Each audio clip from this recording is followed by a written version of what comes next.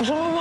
Faut que je vous dise quelque chose. Ils t'ont donné un Congolais. Dis-moi juste que mon petit Lamine n'est pas un Congolais. Je t'ai dit qu'il s'appelait Benjamin, maman. Il s'appelle Lamine. Lamine comme le père de Ousmane, comme le grand-père de Ousmane et comme l'arrière-grand-père de Ousmane. C'est la tradition. La tradition même ça.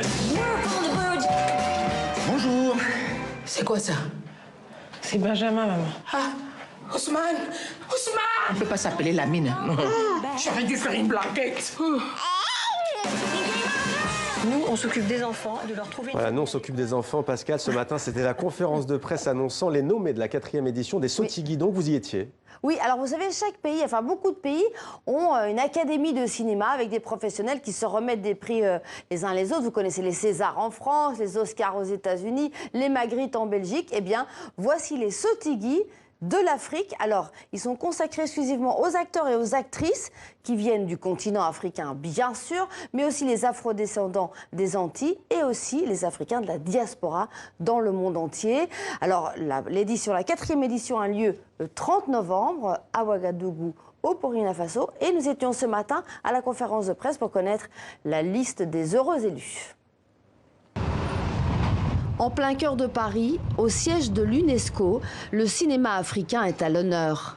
Après les Césars en France, les Oscars aux États-Unis, voici les Sotigui de l'Afrique, des Antilles et leur diaspora. Fin du suspense, la liste des nommés est enfin dévoilée.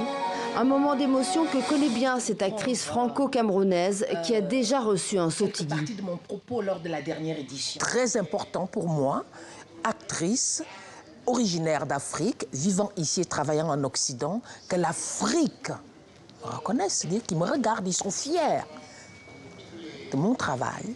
Une fierté mêlée néanmoins d'un peu d'amertume.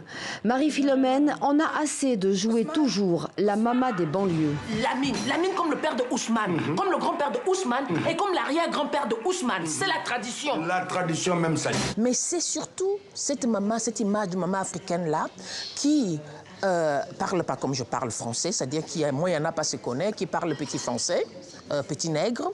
Et c'est cette maman-là aussi toujours qui a forcément un fils qui est un délinquant dans une cité. Vous voyez un peu les clichés. J'aime l'idée de jouer les mamans, mais de montrer vraiment l'impact que les mamans ont pu avoir dans la vie de ces grands hommes qui dirigent le monde.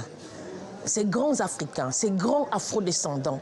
Même constat de cette actrice guadeloupéenne.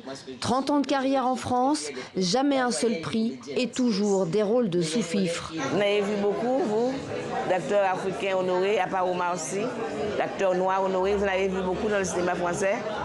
En France, on a du mal à tous les niveaux à faire péter le plafond de verre. Dans le cinéma, c'est pareil.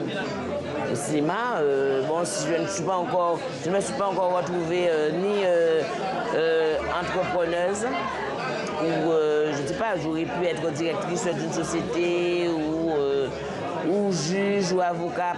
Au-delà des prix, l'Académie des Sotigui lance aussi cette application. Move Up, un catalogue en ligne d'acteurs et d'actrices africains.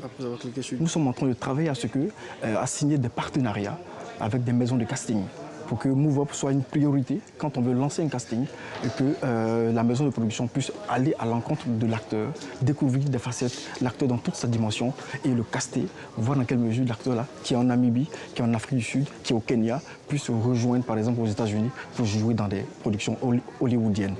Rendez-vous à Ouagadougou fin novembre pour cette 4e cérémonie des Sotigui. La 5e édition en 2020 aura lieu dans un haut lieu de la diaspora africaine, Paris.